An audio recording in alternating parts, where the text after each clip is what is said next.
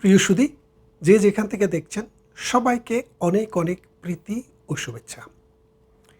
আজকে যে বিষয়টি নিয়ে কথা বলতে চাই সে বিষয়টি বাংলাদেশে কখনো মানুষের কাছে ভালোভাবে উপস্থাপন করেনি বাংলাদেশের জঙ্গিবাদী, মৌলবাদী এবং ভারত বিরোধী যে শক্তিটি রয়েছে সেই শক্তি বলয়। এবং সেটি না করার ফলে বাংলাদেশে যে একটি ভারত বিরোধী মনোভাব তৈরি হয়েছে, নতুন প্রজন্মের মধ্যে যে একটি ভারত বিরোধী মনোভাব, আপনি খেয়াল করে দেখেন, সে জানে না ভারতকে কেন ঘৃণা করতে হবে, সে জানে না ভারতের সাথে আমাদের সমস্যাটা কোথায়, সে শুধু জানে ভারত হিন্দুর দেশ, ভারতকে ঘৃণা করতে হবে। খেয়াল করে দেখেন যে বাংলাদেশ এবং ভারত জন্মবধি অর্থাৎ 1971 সালে 16ই ডিসেম্বরে বাংলাদেশ রাষ্ট্রটি যখন জন্ম হয়, এই রাষ্ট্রীয় জন্মের পিছনে বাংলাদেশ নামক রাষ্ট্র, যে দেশের নাম আমরা বলি, সেই জন্মের পিছনে যেই সব শক্তি, যেই সকল রাষ্ট্র, যেই সকল মানুষ যুগান্তকারী ভূমিকা পালন করেছে, একটা অন্ধ লোককে বললেও আপনি বুঝতে পারবেন, তারা বলবে যে এটা সবচাইতে ভালো ভূমিকা রেখেছে ভারত। কেন ভালো ভূমিকা রেখেছে দেখেন, 1971 সালের 26শে মার্চের রাত্রে যখন Dhaka university EPR Rajarbagh police লাইনে যখন হামলা হলো, ঢাকার বিভিন্ন স্থাপনায় যখন ট্যাঙ্ক দিয়ে হামলা করা হলো, যখন মেশিন গান, স্টেন গানের গুলিতে হাজার হাজার মানুষের জীবন শেষ করে দেওয়া হলো, তখন এই তরুণ যুবক এ দেশে থাকার আর সুযোগ রইল না। যদি কেউ রাজাকারে যোগদান করে, আল শামস, শান্তি কমিটি, আল বদরে যোগদান করে, তাহলে তারা পাকিস্তানের লোক। আর যদি এগুলোতে অংশগ্রহণ না করে, তাহলে এই যুবকেরা বাংলাদেশপন্থী লোক অথবা ভারতের চর নামে খ্যাত। যার কারণে সব সময় তাদের উপরে স্টিম রোলার, তখন বাধ্য হয়ে ছেলেবেলেরা বাংলাদেশের স্বাধীনতার যুদ্ধে ঝাঁপিয়ে পড়ে। এই যুদ্ধ দেশের ভেতরে থাইকা করা সম্ভব ছিল না, কারণ একটি প্রশিক্ষিত লক্ষাধিক সেনাবাহিনী নিয়ে যখন এই ছোট্ট একটা ভূখণ্ডে আক্রমণ করা হয় দেশের রাজধানীতে বসে, তখন দেশের মানুষের পক্ষে তাদের সাথে লড়াই করা অত সহজ না। তখন তারা আমাদের প্রতিবেশী রাষ্ট্র সীমান্ত খুলে দেয়, সীমান্ত পাড়ি দিয়ে ভারতে চলে যায়, কেউ আগরতলায়, কেউ দিল্লি, কলকাতায়, নানা শহরে যায়, আসাম দিয়ে যায়। যাওয়ার পর তারা সেখানে যুদ্ধের ট্রেনিং গ্রহণ করে, মুক্তিযুদ্ধে নাম লেখায় মুক্তিযোদ্ধা হিসেবে। এবং ভারত তাদেরকে অস্ত্র দিয়েছে, ট্রেনিং দিয়েছে, খাবার দিয়েছে, এবং পৃথিবীর নানান দেশ থেকে আমাদের জন্য অস্ত্র সংগ্রহ করে দিয়েছে। এবং এই সর্বোপরি সর্বশেষ পর্যায়ে এসে ভারতীয় যৌথ বাহিনী বাংলাদেশে পাকিস্তানিদের উপরে বোমা হামলা করে, সরাসরি স্থল হামলা করে তাদেরকে দুর্বল করে এই স্বাধীনতা যুদ্ধের সর্বশেষ পর্বটি শেষ করে। তাহলে খেয়াল করে দেখেন, বাংলাদেশের জন্মের সাথে ভারতের সম্পর্ক ওতপ্রোতভাবে জড়িত। আরেকটি শক্তি ছিল যারা আল বদর, আল শাম, রাজাকার, শান্তি কমিটি, নেজামে ইসলামী, মুসলিম লীগ এবং জামাতে ইসলামী নামে যারা এই দেশটাতে অপারেশন চালিয়েছে। তারাও কিন্তু 16ই ডিসেম্বরে সোহরাওয়ার্দী উদ্যানে আত্মসমর্পণ করেছিল, তৎকালীন রেসকোর্স ময়দানে। তো এখন খেয়াল করে দেখেন, কালক্রমে বাংলাদেশ যখন 1971 সালে স্বাধীন হয়, নিতেন পক্ষে কমের দিকে বাংলাদেশে 19% উপরে হিন্দু জনসংখ্যা ছিল। কেউ কেউ বলেন 24, তবে ওই যুদ্ধের সময়ে অনেকে ভারতে গিয়ে আর ফেরত আসেননি, যার কারণে আমি ধরলাম অ্যাটলিস্ট 20%। এই 20% হিন্দুর মধ্যে দেশ স্বাধীন হলো, হিন্দুদের ভূমিকা অনেক, ভারতের ভূমিকা অনেক, অথচ হিন্দুরা এই দেশে থাকতে পারল না। 10% হিন্দু এখন বাংলাদেশে থাকলেও আর 10% হিন্দুকে বিটামাটি রেখে ভারতে চলে যেতে হয়েছে। খেয়াল করে দেখেন, এই দেশটি যে বাংলাদেশ, এটি কিন্তু হাজার হাজার বছর থেকে সনাতন ধর্মের মানুষের দেশ ছিল। সেই সনাতন ধর্মের মানুষের দেশ থেকে এই সনাতনীরাই কিন্তু বিদায়ী হতে হলো বেশিরভাগ। এরপরে দেখেন, ভারত আমাদেরকে, যখনই আমাদের খাদ্য সমস্যা হয়, ভারত থেকে আমরা পৃথিবীর অন্য যে কোনো দেশের চাইতে কম দামে খাদ্য আমদানি করি। আমাদের যখন এই ডালের, চালের, লবণের, তেলের সংকট হয়, আমরা পৃথিবীর যে কোনো দেশের চাইতে কম দামে ভারতের কাছ থেকে আমদানি করি। এরপরে ভারত আমাদেরকে নানানভাবে বিভিন্ন জাতীয় এবং আন্তর্জাতিক সংগঠনের সদস্যপদ পেতে, ইভেন আমাদের যে ক্রিকেটে আমরা যে টেস্ট ক্রিকেটের যে মর্যাদা পেয়েছি, সেখানেও কিন্তু ভারত একটি গুরুত্বপূর্ণ ভূমিকা রেখেছে। তার মানে বাংলাদেশের যে অর্থনৈতিক যে সাহায্য, যেটা মানে মনে করেন যে ঋণ সাহায্য, প্রকল্প সাহায্য, পৃথিবীতে যদি আপনি 3টি দেশের নাম করেন, এই 3টি দেশের মধ্যে একটি দেশ হচ্ছে ভারত। ভারত খুব ধনী দেশ না, মাথাপিছু আয়ের দিক থেকে, জীবনযাত্রার মানের দিক থেকে প্রায় বাংলাদেশের সমমানের। কারণ বাংলাদেশ ইউনিটারি স্টেট, ছোট দেশ। এর মানে একটা গ্রামের সাথে শহরের সাথে জেলা শহরের সাথে রাজধানী শহরের কানেক্টিভিটি খুব ভালো। এবং ছোট দেশ হওয়াতে আমাদের হেলথ, স্যানিটেশন এগুলোতে খুব আমরা ভালোই উন্নতি লাভ করেছি, যার কারণে ভারতের মানুষের জীবনযাত্রা অনেকটা কম বেশ আমাদের মতোই। কিন্তু তারপরেও আমাদেরকে যারা বৈদেশিক ঋণ সাহায্য দেয়, তাদের মধ্যে প্রথম 5টি দেশ বা 3টি দেশের মধ্যে ভারত হচ্ছে একটি দেশ। আমাদের যখন তেলের সংকট হয়, আমরা খুব তাড়াতাড়ি আমাদের বর্ডারের কাছে থাকার কারণে ভারত থেকে সেই সাহায্যটা গ্রহণ করি। খেয়াল করে দেখেন, এর ফলে ভারতের সাথে আমাদের যে সম্পর্কটা, এই সম্পর্কটা হওয়ার কথা ছিল মধুর সম্পর্ক। কিন্তু ভারতের সাথে সম্পর্কটা আমাদের সেই মধুর কারা রাখেনি? যারা 1971 সালের পরাজিত শক্তি। এই পরাজিত শক্তির সাথে বিএনপি কিন্তু সব সময় একটা সখ্য রেখেছে। কেন রেখেছে? কারণ তারা জানে যে বাংলাদেশ আওয়ামী লীগ যে শক্তি, এটা মাটি এবং মানুষের শক্তি, মুক্তিযুদ্ধের সপক্ষের শক্তি। বিএনপি যদি রাজনীতি করতে হয়, তাহলে তাদেরকে মুক্তিযুদ্ধ বিরোধী, স্বাধীনতা বিরোধী, ভারত বিরোধী যে শক্তি আছে, সেই শক্তিটাকে ক্যাশ করতে হবে। শুধু রাজনৈতিক কারণেই ভারতের সাথে এই দুঃসম্পর্ক, অর্থাৎ সম্পর্কটিকে নষ্ট করে ফেলার খেলাটা বিএনপি সবসময় খেলেছে। এরপরে দেখেন, বাংলাদেশ ভারত থেকে প্রতি বছর 10 বিলিয়ন আমদানি করে। কেন আমদানি করে? ভারতের সাথে আমরা আমদানি করব কেন? আমরা অন্য দেশ থেকে আমদানি করতে পারি না কেন? ভারতকে কেন আমরা 10 বিলিয়ন দিব? ভারত আমাদের 1 বিলিয়নের চাইতে কম আমাদের থেকে কিনে, আমরা 10 বিলিয়ন কেন কিনব? মায়া করে। ভারত আমাদের প্রতিবেশী, মায়া করি আমরা। 71 সালে আমাদের সাথে যুদ্ধে সহযোগিতা করছে, সেই জন্য আদর করে ভারতের থেকে কিনি? না ভাই, না বন্ধুরা।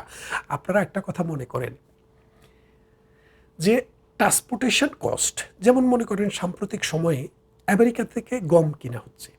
তো আমেরিকা থেকে গম কেনার পর এই গম বাংলাদেশ থেকে আমেরিকার যে সমুদ্র পথের দূরত্ব হলো 27,000 কিলোমিটার। তো এখন ভারতের সাথে দূরত্বটা কত? 7 কিলোমিটার, 7 মিটার। কারণ বর্ডারের এপাশ আর ওপাশ। আপনি একটা কিছু কিনবেন, ট্রাকে করে আপনি ঠেলে দিলে বাংলাদেশে চলে আসছে। খেয়াল করে দেখেন, আর আমেরিকা থেকে আনতে আপনাকে 27,000 কিলোমিটার সমুদ্রপথ পাড়ি দিয়ে আসতে হয়। 1 কেজি আটা, 1 কেজি চাল, 1 কেজি লবণ যদি আমেরিকার থেকে কিনেন, সেটা বাংলাদেশে আসতে আসতে যেই দাম হয়, ভারত থেকে আনলে কিনা দাম তার অর্ধেকও হয় না, 3 ভাগের 1 ভাগও হয় না। তাহলে খেয়াল করে দেখেন, এখন আপনি আমেরিকা থেকে না কিনে ভারত থেকে কেন কিনছেন? শুধুমাত্র আপনার লাভের জন্য। ভারতেরও লাভ আছে, ভারতের লাভ থাকবে না কেন? তারা প্রডিউসার, তারা আপনার কাছে বিক্রি করতেছে, তাদেরও লাভ আছে। কিন্তু বড় লাভটা আপনার, কারণ আপনি আপনার প্রয়োজনে আনছেন। খেয়াল করে দেখেন, ভারত আমাদের কাছে যেসব প্রোডাক্ট বিক্রি করে, তার 1 নম্বরে হচ্ছে গার্মেন্টস ম্যানুফ্যাকচারিংয়ের জন্য আমাদের যে সুতা দরকার, তুলা দরকার, বাটন দরকার, জিপার দরকার, এই জিনিসগুলো মূলত আমরা ভারত এবং চায়না থেকে ক্রয় করি। তো চায়না থেকে আমাদের দেশে একটা শিপমেন্ট আসতে প্রায় 15 দিন থেকে 1 মাস সময় লেগে যায়। যার কারণে আমাদেরকে কুইক পেতে হলে ভারত থেকে আনতে হবে। এবং প্রোডাক্টের ভ্যালু, অর্থাৎ এই কাঁচামালের ভ্যালু ভারতে এখন যা আছে, চায়নাতে তার চেয়ে 10% বেশি। চায়নাতে কিন্তু ম্যানুফ্যাকচার্ড প্রোডাক্টের দাম কম ভারতের চাইতে, কিন্তু কাঁচামালের দাম ভারতের চাইতে 10 থেকে 15% বেশি। কেন বেশি? কারণ ভারতের মানুষের মাথাপিছু আয় $3,000 মধ্যে, আর চায়নার মানুষের মাথাপিছু আয় $6,000 প্লাস। যার কারণে ওদের প্রোডাক্ট উৎপাদন কস্ট ভারতের চাইতে বেশি। যার কারণে অন্ততপক্ষে 10% ভারত থেকে সস্তায় পাওয়া যায়। এবং এই 10% সাথে আপনি যদি ট্রান্সপোর্টেশন কস্ট আরও 20% যোগ করেন তাহলে 30%। তার মানে আপনি 10 বিলিয়নের যে প্রোডাক্ট ভারত থেকে কেনেন তার মূলটা হচ্ছে গার্মেন্ট ম্যানুফ্যাকচারিং, এটা আপনি 30% কমে, অর্থাৎ পৃথিবীর অন্য যেই কোনো দেশের তুলনায় আপনার কাছে আসা পর্যন্ত ট্রান্সপোর্টেশন এবং বাইং প্রাইস সহ আপনি 30% কম পান। তাই তো আপনি ভারত থেকে কেনেন। আর যদি দাম আরও একটু বেশি হতো ভারতে, আর যদি অন্য দেশ থেকে ভারতের চাইতে কম দামে আনতে পারতেন, তাইলে আপনি চায়না থেকেই আনতেন, আপনি পাকিস্তান থেকে আনতেন। অবশ্য পাকিস্তানের সেই সক্ষমতা নেই। আপনি আমেরিকা থেকে আনতেন অথবা পৃথিবীর অন্য কোনো দেশ থেকে আনতেন, কিন্তু ভারত থেকে আপনি এই গার্মেন্টস ম্যানুফ্যাকচারিংয়ের 10 বিলিয়নের প্রোডাক্টটা আনছেন এই কারণে যে আপনার কাছ থেকে 2 দিনের শিপমেন্ট দেওয়া যায়, 5 দিনের শিপমেন্ট দেওয়া যায়, আর কম দামে আপনি আনতে পারেন। তা না হলে আপনি কখনো ভারত থেকে আনতেন না। এক। দ্বিতীয়ত আরেকটা বিষয় খেয়াল করে দেখেন, আমেরিকার যে তুলা উৎপাদন, আমেরিকা যে তুলা বিক্রি করে, এই তুলাটি বাংলাদেশে আসতে কতদিন সময় লাগে? 1 মাস 2 মাস। আপনার এখন হঠাৎ দরকার, তাহলে আপনি ভারতে যেতে হবে। খেয়াল করে দেখেন, আমাদের প্রধানমন্ত্রী শেখ হাসিনা যখন ক্ষমতার থেকে চলে যান তখন বাংলাদেশে এই যে এলপি গ্যাসের যে সিলিন্ডার, একটা সিলিন্ডারের দাম ছিল 1200+, 1200 টাকা প্লাস। কারণটা কি? কারণটা হচ্ছে প্রধানমন্ত্রী শেখ হাসিনা থাকার সময়ে তিনি 15 বছরের একটি চুক্তি করেছিলেন কাতারের সাথে, যে চুক্তিটি 2032 সাল পর্যন্ত। এই চুক্তিতে আমাদের প্রত্যেক ইউনিট গ্যাসের দাম ছিল $9 থেকে $11। খেয়াল করে দেখেন, $9 থেকে $11। এখন প্রধানমন্ত্রী শেখ হাসিনা যখন ক্ষমতা ছেড়ে দেন, তিনি যখন ক্ষমতার থেকে চলে ভারতে যায়, যখন আশ্রয় গ্রহণ করেন, এই নোবেল ইউনুস যখন ক্ষমতা গ্রহণ করে, তখন এই ডক্টর শফিক এবং তারেক জিয়ার সাথে পরামর্শ করে, অর্থাৎ তাদের কনসেন্ট নিয়ে, তারা ওই যে পিটার হাসের একটি কোম্পানির সাথে চুক্তি করে। পিটার হাসের কোম্পানির সাথে কেন চুক্তি?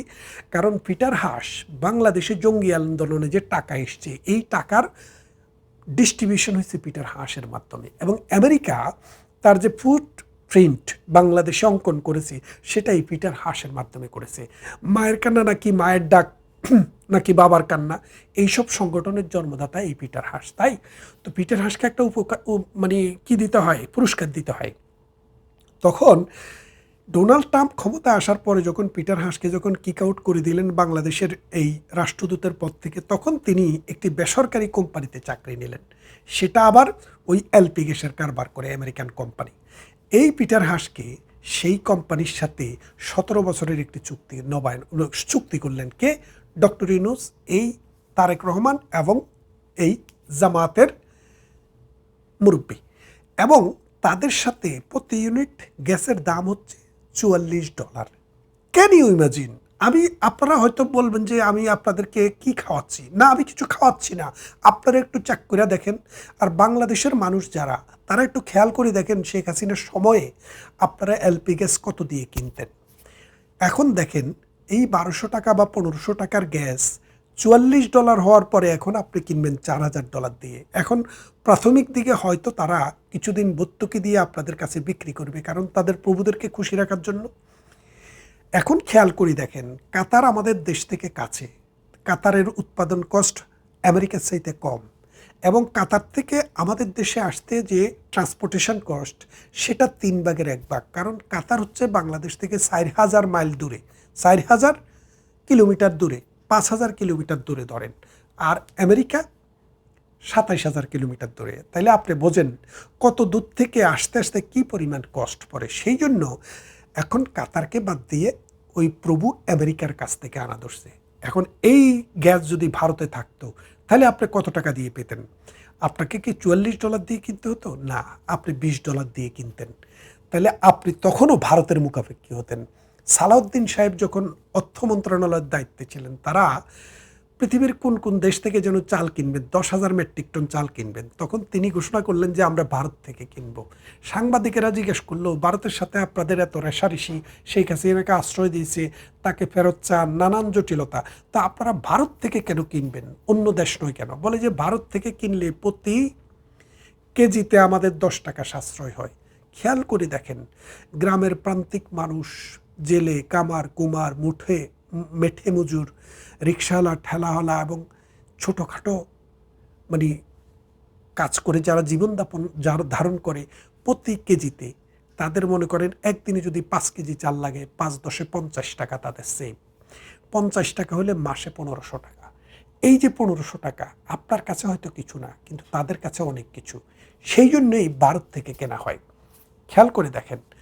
এবং ভারতের সাথে আমাদের যে সম্পর্কের ডাইমেনশন, এটা আপনারা অন্ধের হাতি দেখার মতো দেখবেন না, আর একটু ব্রডলি দেখবেন। ভারত থেকে আমাদের দেশে যে নদী আসে, যে 54টা নদী, পদ্মা, মেঘনা, যমুনা হইতে শুরু করে যত বড় বড় নদী আছে আমাদের, সমস্ত নদীর উৎপত্তিস্থল ভারত। এবং দিন যত যাচ্ছে, মহাভারত প্রতিদিন অর্থনৈতিকভাবে তারা স্বাচ্ছন্দ্য তাদের বাড়তেছে, এবং মিঠা পানির বহুমাত্রিক ব্যবহারও প্রতিদিন বাড়তেছে। ভারত চাইলে কিন্তু পানি ডাইভার্ট করতে পারে। এখন আপনি যদি ভারতের সাথে সম্পর্কটা ভালো না রাখেন, তাহলে আপনার মিঠা পানি, আপনার শুষ্ক মৌসুমে আপনি মিঠা পানি পাবেন না। আমরা জানি হার্ডিন ব্রিজের নিচ দিয়ে এক সময় কি চলতো, ঠেলা গাড়ি চলতো, ট্রাক চলতো। প্রধানমন্ত্রী শেখ হাসিনা 98 সালে ক্ষমতায় যখন ছিলেন, তখন ভারতের সাথে গঙ্গার পানি চুক্তিটি করেছিলেন 30 বছরের, যেটি সেপ্টেম্বরে শেষ হয়ে যাচ্ছে।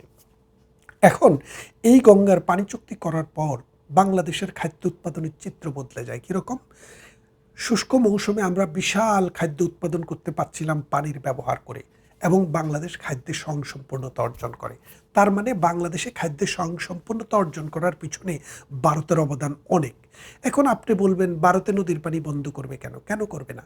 আপনার সাথে তার যদি প্রীতি থাকে তাইলে হয়তো করবে না, কিন্তু আপনার সাথে যদি প্রীতি না থাকে, আমি দেবো না আপনাকে।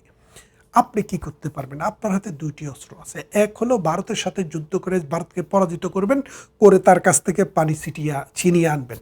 সেই ক্ষমতা আছে? নেই। আপনি ভারতের সাথে যুদ্ধ করে পারবেন না। আরেকটি সুযোগ আছে, সেটি হলো আন্তর্জাতিক আদালতে ভারতের বিরুদ্ধে একটি সালিসি মামলা করতে পারেন। এখন সালিসি মামলা করার পূর্বশর্ত হচ্ছে, যে 2টি দেশের মধ্যে সালিশ হবে, সেই 2টি দেশ ওই পার্টিকুলার কনভেনশনের সিগনেটরি স্টেট হতে হয়।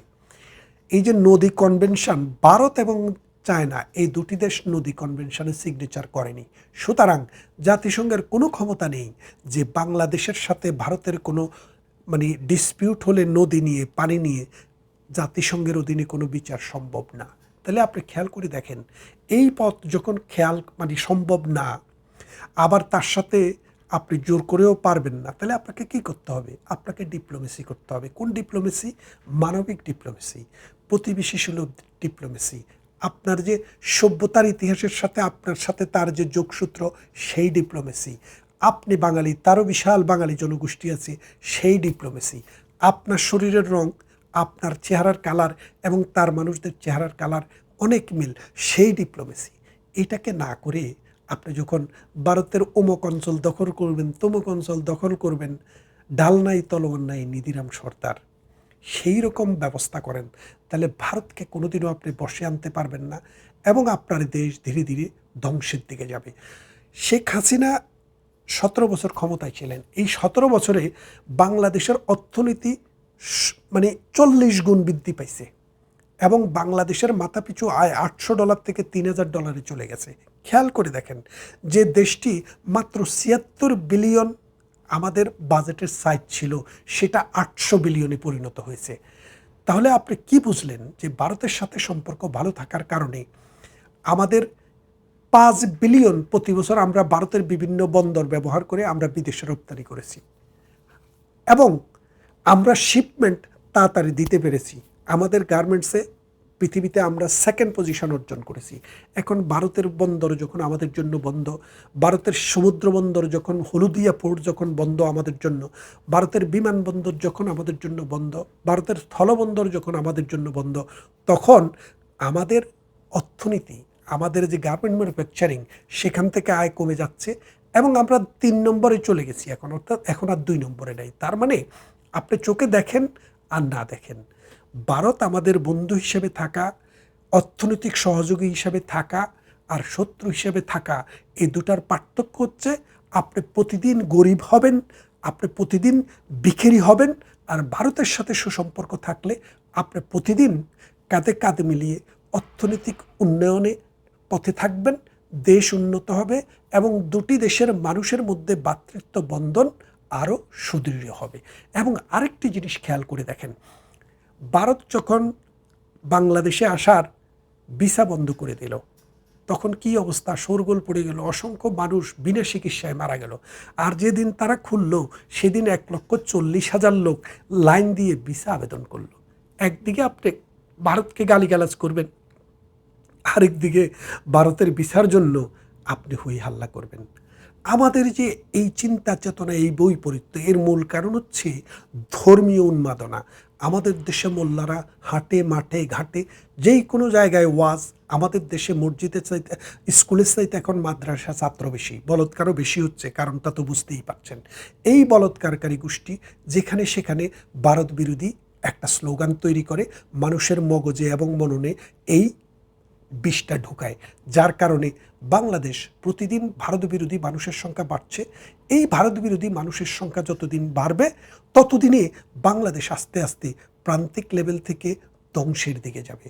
আর যখনই ভারতের সাথে যৌক্তিক আচরণ করবে, ভারতের সাথে একটা সুসম্পর্ক থাকবে, তখনই বাংলাদেশ শুধু মাথা উঁচু করে দাঁড়াবে এবং বাংলাদেশ তার নিজের পরিচয়ে নিজের স্বাধীনতা সার্বভৌমত্বকে ব্যবহার করতে পারবে। এটি অনেক বড় ইস্যু। আজকে এটা নিয়ে আর বেশি কথা বলতে গেলে আমার ভিডিও অনেক বড় হয়ে যাবে। আপনারা যারা দেখছিলেন সবাইকে আবারও শুভেচ্ছা, ভালো থাকবেন, কথা হবে অন্য কোনো ভিডিওতে।